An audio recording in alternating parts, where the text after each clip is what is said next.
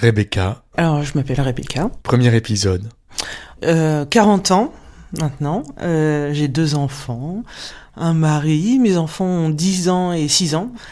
Donc voilà, et on habite ici à la campagne. Enfin, dans un petit bourg quand même. En Normandie. En Normandie, ouais. Je suis quelqu'un qui aime s'amuser. Ouais, je crois que c'est le truc qui me définit le plus. Par ailleurs, je suis grande, je suis métisse, un père ghanéen et puis une maman française, bretonne même. J'ai une histoire que j'ai pas l'habitude d'aborder parce que peut-être que je l'ai abordée avec quelques proches, quelques amis, un petit peu avec mon mari aussi, mais pas tant que ça, pas du tout avec mes enfants.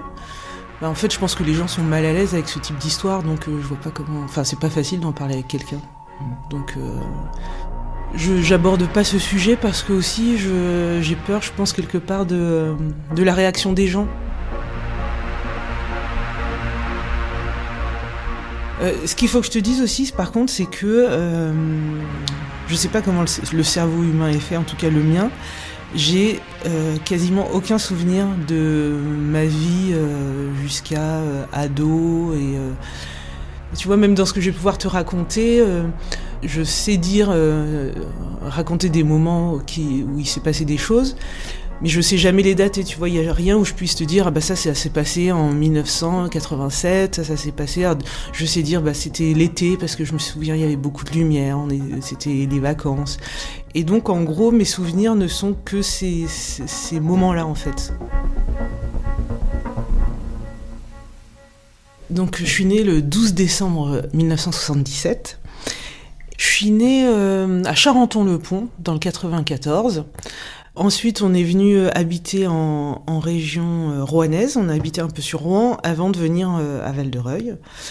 T'es née dans quel genre de famille alors ? Alors, le genre de ma famille. Mon père, en fait, il est arrivé en France à 17 ans, je crois, pour faire des études. J'ai découvert en fait que ma grand-mère, elle a eu 12 enfants. Et tout le monde a fait des études en Angleterre, aux États-Unis, en Allemagne, en France et tout. Donc on vient pas d'une famille, tu vois, où il y a eu une immigration compliquée ou quoi que ce soit, quoi. C'est vraiment une famille qui avait quand même les moyens d'envoyer ses enfants faire des études à l'étranger. Donc voilà, c'était une famille qui avait les moyens de faire ça. C'est parce qu'ils faisaient quoi en fait dans cette famille ? Donc c'était au Ghana ? Oui, c'était au Ghana. Donc en fait, donc ma grand-mère, elle est boulangère. Et puis mon grand-père, en fait, tu sais, là-bas, il y a des rois traditionnels de localité. Et donc mon grand-père, il était roi, donc il avait des responsabilités locales, tu vois, communautaires. Et donc c'était un notable, voilà. Ton grand-père était un roi. Et ouais, voilà, c'est pas mal, hein, c'est la classe.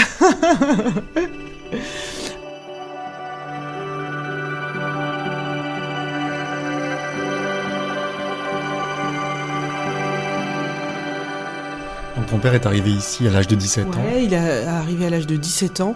Je saurais même pas te dire quelles études il a fait. Tu sais pas ça ? Mais non, je sais pas ça. Tu sais que pendant longtemps même, en fait, je pensais qu'il était ivoirien.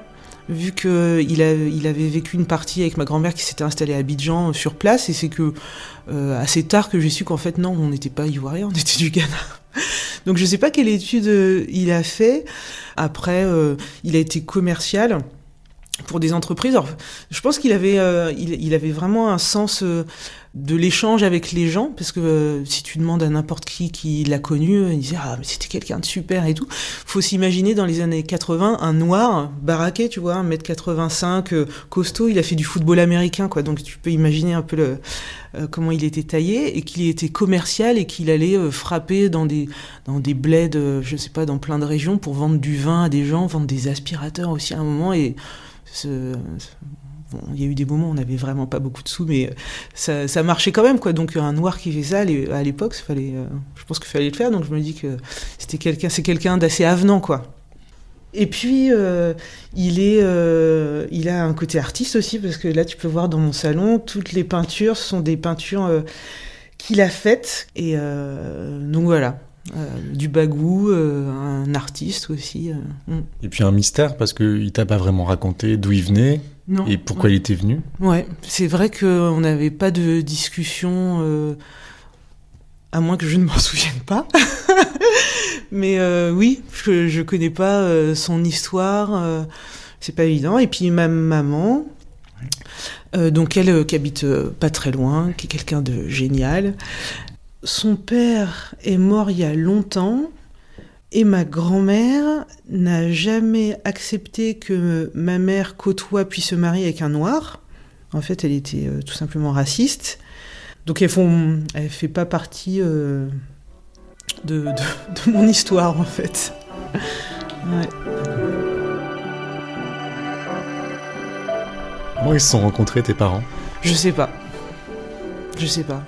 En fait, je pense que j'ai pas mal de questions que j'aimerais poser à ma mère, mais que je lui poserai pas parce que j'ai pas envie de parler de ça, j'ai pas envie de vivre des moments, ni de pleurer devant elle, ni qu'elle pleure devant moi, je sais pas. Donc c'est ça, en fait, mon histoire familiale, elle est pleine de trous et de mystères, mais ouais.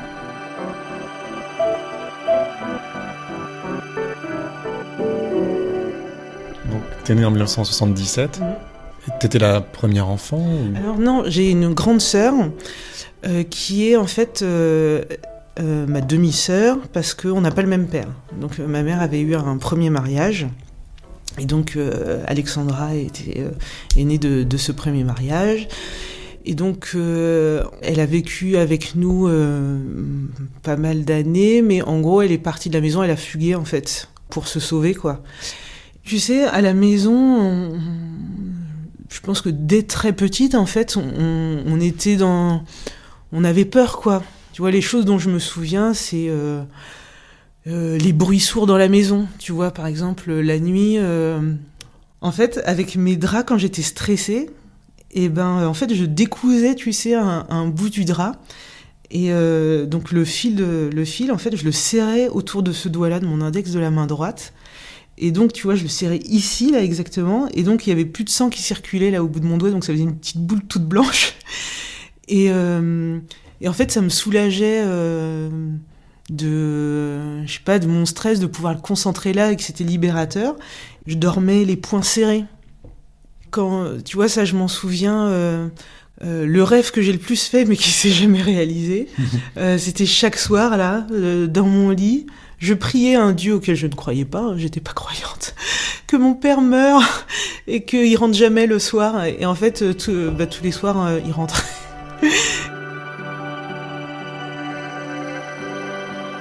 Est-ce que tu as, malgré tout, un souvenir très ancien ou le premier souvenir qui te vient?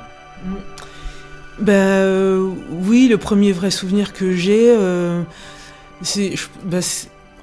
je saurais pas dire quand c'était. Je pense que c'était j'avais peut-être entre 8 et 12 ans, donc tu vois, la fenêtre de tir, elle est large.